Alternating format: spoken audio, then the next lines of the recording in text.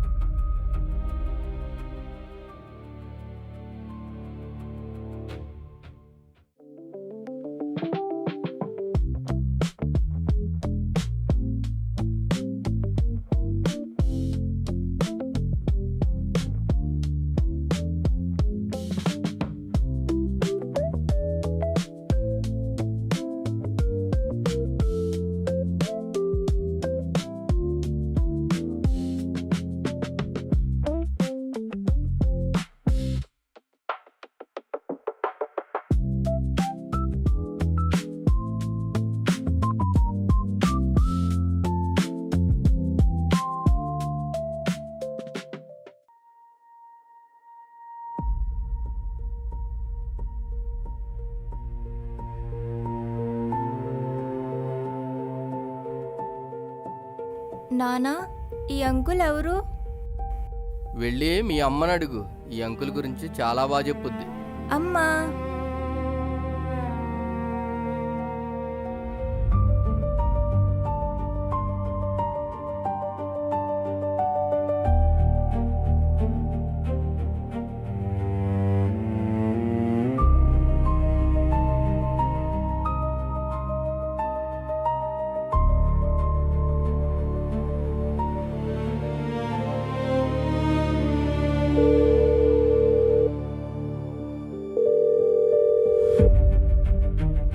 Hello, ఏంట్రా ఇప్పుడు గుర్తొచ్చాను నేను? నాకు రఘుగడి ఫోన్ నంబర్ కావాలి. నా కోసం ఫోన్ చేసేమో అనుకున్నా. అయినా వాడి ఫోన్ నెంబర్ నీకెందుకు? ఫోన్ నంబర్ ఉందా లేదా? ఒక్క నిమిషం ఉండు, పంపిస్తా.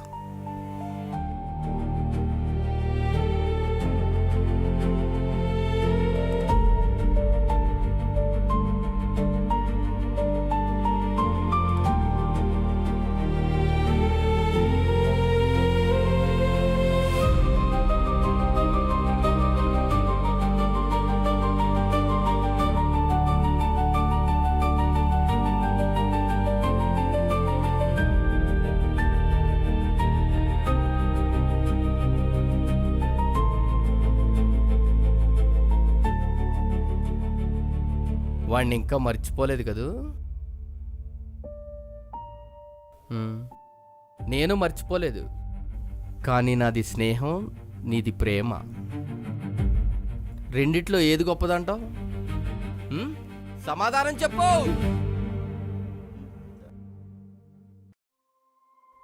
ఎందుకు భయపడుతున్నావు? అసలు నీకేం తక్కువ చేశాను? బట్టలే అవసరం లేదు నీకు. నేను కొనిచ్చిన బంగారంతో మొత్తం ఒళ్ళంతా నిండిపోతుంది. అంత బంగారం కొన్నా. సరే, చీరలే కట్టుకుంటావా? మొత్తం బీరువా నిండా చీరలే. దాంతో బట్టల షాపే పెట్టచ్చు. పోనీ నిన్ను ఎప్పుడైనా తిట్టానా? కొట్టానా? లేదు కదా. మరి ఎందుకు మర్చిపోలేకపోతున్నావు?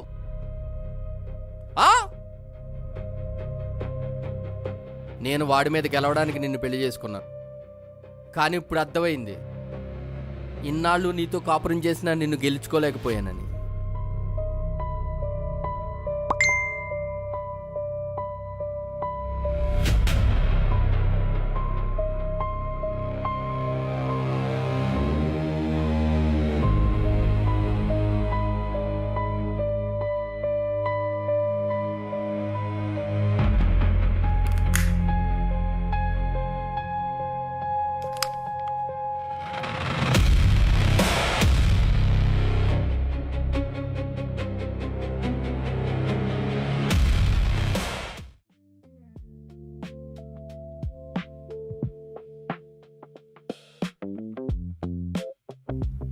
Hi, good morning. Good morning. ఏంటి ఇంకా ఎవడో ఆఫీస్కి రాలేదు? శాలరీ ఇవ్వకపోతే ఎవడొస్తాడు? 10 days అవుతుంది. కథ మళ్ళీ మొదటికి వచ్చింది. ఆ వాసవి వాడి సంగతి ఏంటి? ఆడు పేమెంట్ ఇచ్చి 4 రోజులు అవుతుంది. కాంటాక్ట్ ఇచ్చాను కదా, ఫోన్ చేయలేదు వాడు ఇంకా. వాడే నా చూడు ఒకసారి.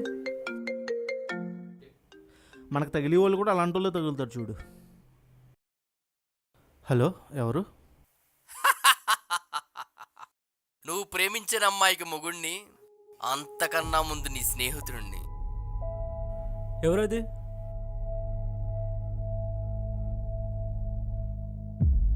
ఎవరది?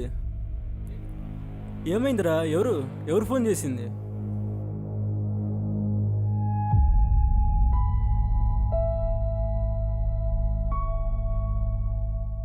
చెప్పరా దొంగనా కొడక, ఏంటి అలా ఫోన్ చేసావు?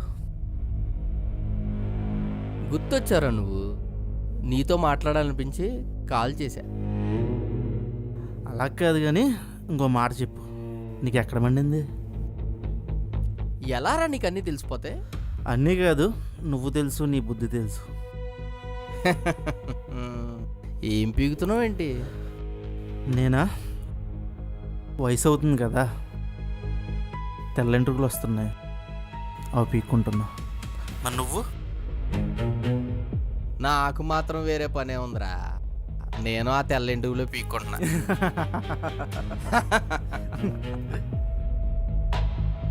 Hi balloon.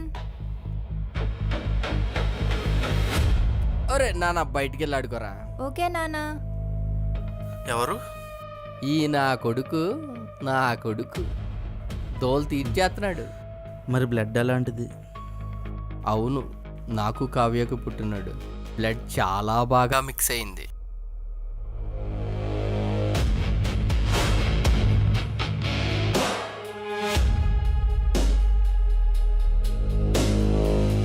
ఏం సైలెంట్ అయిపోయావు? మాట్లాడవేంటి?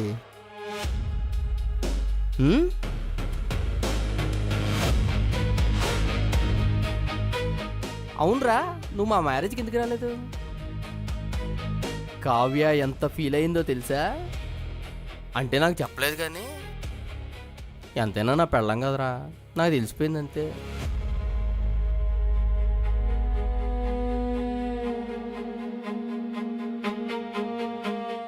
ఇన్ఫ్యాక్ట్ కావ్య నేను ఇంకా మర్చిపోలేదు. ఇందాకే తన సెల్ఫ్లోని ఫోటో చూసా. చాలా హ్యాండ్సమ్గా ఉన్నారా. అందుకేనేమో తను ఇంకా నిన్ను మర్చిపోలేకపోతుంది. ఒకసారి కావ్యతో మాట్లాడతావా? కావ్య, కావ్య,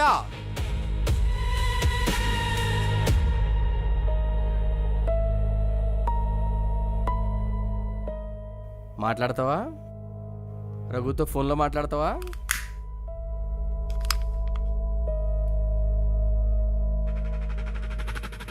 అరే అదేంటి అలా తలదించుకెళ్ళిపోతుంది? బహుశా నా ఎదురుగా నీతో మాట్లాడటానికి సిగ్గుపడుతున్నట్టుంది. ఏమంటావు?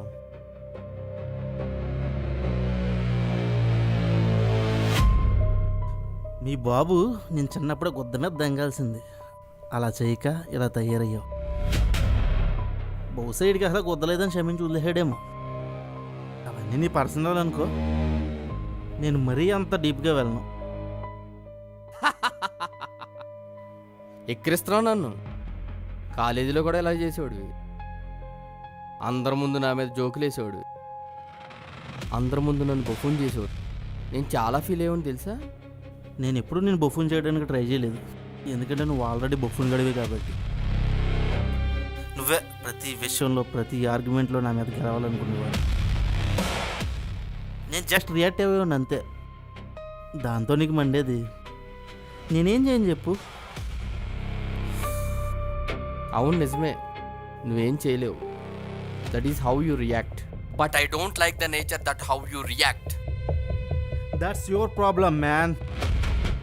Yeah of course I know that's my problem. That's why I changed my course of action. I have accumulated all the insults taken from you and decided to give back one, very big one. And I think I have landed straight into your heart. Yes. You landed deep in to my heart. అంటే నేను expect చేయలేదు, cheap mentality అని తెలుసు, కానీ మరీ ఇంత దిగజారిపోతావు అని expect చేయలేదు.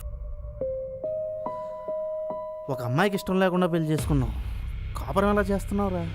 బట్టలిప్పేసి లైట్స్ ఆఫ్ చేసేస్తా. యాక్చువల్గా నాకు లైట్స్ ఉంటేనే ఇష్టం,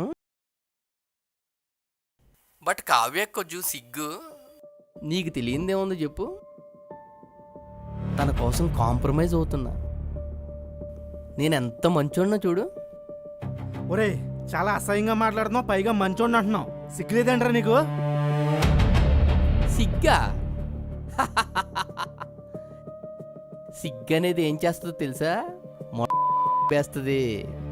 సో దాని జోలికి నేను వెళ్ళను. నన్ను ఏమీ పీకలేక కావ్యాన్ని పెళ్లి చేసుకున్నావు, మరి దానికి ఏం పేరు పెడతావు? తప్పు తప్పు. కావ్యాన్ని నీకంటే ముందే చూసా, నీకంటే ముందే ప్రేమించా, కానీ తను నిన్ను ప్రేమించింది. దాంతో నాకింకా తన మీద ప్రేమ ఎక్కువైంది. పాపం అమాయకురాలు, చెప్తే అర్థం చేసుకోదని పెళ్లి చేసేసుకున్నా. కానీ పెళ్ళై 10 ఏళ్ళయింది, ఇంకా నా ప్రేమ తనకు అర్థం కాలేదు. ఇంకా తను నిన్నే ప్రేమిస్తుంది. అంత పెద్ద రసికుడు ఏంట్రా నువ్వు? ప్రేమకి కామానికి తేడా తెలియని వెదవ్వే, నీకు చెప్పిన వేస్ట్. నువ్వు పని చేయి. ఏంటి? నా రేయ్! ఏంటి అరుస్తున్నావు? కోపం వచ్చిందా? ఇది ఒక ఎమోషన్, అలాగే ప్రేమ అనేది కూడా ఒక ఎమోషన్. లోపల నుంచి రావాలి కానీ అవతల వాడి మీద ఉండే ద్వేషం నుంచి కాదు. ఏంట్రా పాటలు చెప్తున్నావా? నీకు ఇంత వయసు వచ్చినా ఏబిసిడీలు కూడా తెలియనప్పుడు 1వ తరగతి చదువుకునే పిల్లోడు కూడా చెప్తాడు పాఠాలు. ఒరే నీకు అసలు నా బాధ ఎందుకు అర్థం అవట్లేదురా? నాకు ఎమోషన్స్ లేవంటావా? నా పక్కలో పడుకునే నా పెళ్ళం వేరే వాడిని ప్రేమిస్తుంది. అది ఎలా ఉంటుందో తెలుసా? అదే నీ పెళ్ళం అలా చేస్తే నువ్వేం చేస్తావు? చెప్పు, మాట్లాడవేంటి? ఇప్పటి వరకు పెద్ద ఫిలాసఫీ మాట్లాడావు కదా, ఇప్పుడు చెప్పు, నీ పెళ్ళం అలా చేస్తే ఏం చేస్తావు? నేను ఇంకా పెళ్లి చేసుకోలేదు. ఇంకా పెళ్లి చేసుకోలేదా? ఇంకా పెళ్లి చేసుకోలేదా? ఇంకా మర్చిపోలేదు కదా నా పెళ్ళాన్ని? లేదా నాకు తెలియకుండా మీ ఇద్దరూ నా వెనకాల కథ నడుపుతున్నారా? చెప్పు. ఒరే పిచ్చినా కొడక, ఏం మాట్లాడుతున్నావు? బ్రెయిన్ దొబ్బిందా నీకు? లేదు లేదు, నా బ్రెయిన్ ఇప్పుడే కరెక్ట్ గా పనిచేస్తుంది. ఏ కావ్య, బయటికి రావే, బయటికి రా. వాడు ఇంకా పెళ్లి చేసుకోలేదంట. నీకు తెలుసు కదూ, మీ ప్రేమాయణం, మీ రంకు భాగవతం నా వెనకాల ఇంకా నడిపిస్తున్నారు కదూ. అదేం లేదండి. నాకు ఇప్పుడు డౌట్ వస్తుంది, అసలు వీడు మనిద్దరికి పుట్టినోడా లేకపోతే మీ ఇద్దరికి?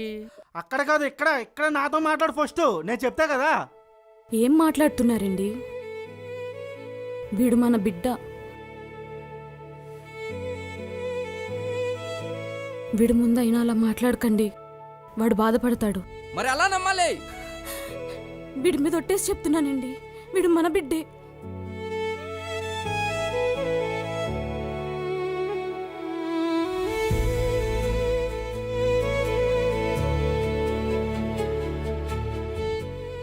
నా పెళ్ళం నాతో నిజం చెప్తుందో లేదో తెలియదు కానీ ఒక తల్లిగా బిడ్డ మీద ఒట్టేసి మాత్రం అబద్ధం చెప్పదు. నేను నమ్ముతున్నా, వీడు మన బిడ్డే.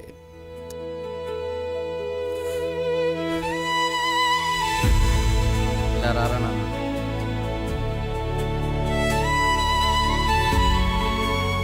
వెళ్ళాడుకో. సరే నానా.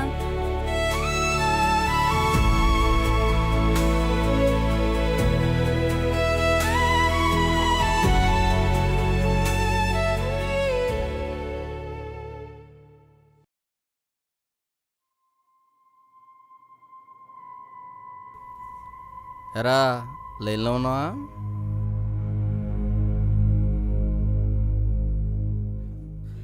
భయపడ్డావా? నేను కాదు, నువ్వు భయపడ్డావు, అందుకే అంతరచ్చ చేసావు.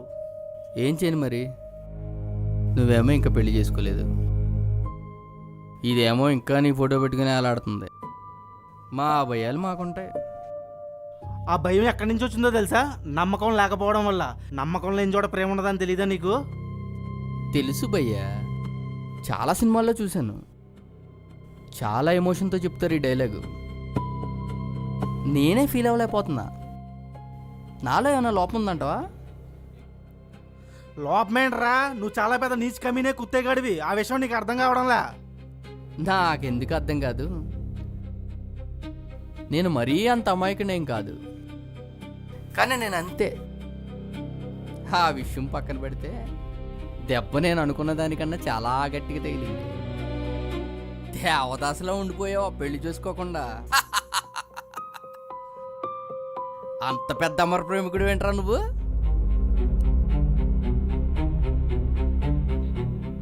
బట్ ఇక్కడ ప్రాబ్లం ఏంటంటే నా పెళ్ళం కూడా నిన్ను మర్చిపోలేదు. I don't like it. అవకాశం ఇచ్చాను నెమ్మదిగా మనసు మార్చుకోమని. 10 ఏళ్ళయింది, ఇంకా లేదు. సో ఇప్పటి నుంచి నా లోపల నుంచి వచ్చే ప్రేమ ఎలా ఉంటుందో చూపిస్తా. మీకు అర్థమవుతుందా? అర్థమైంది. నీకు రోజులు దగ్గర పడ్డాయి. ఛా, ఏం చేస్తావేంటి?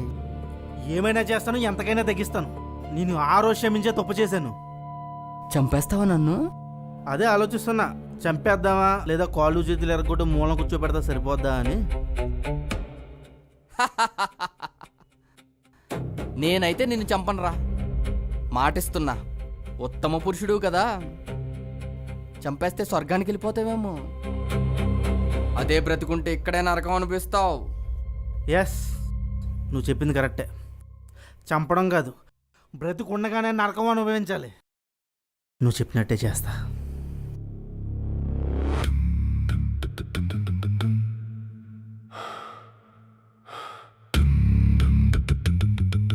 ఏ కావ్య,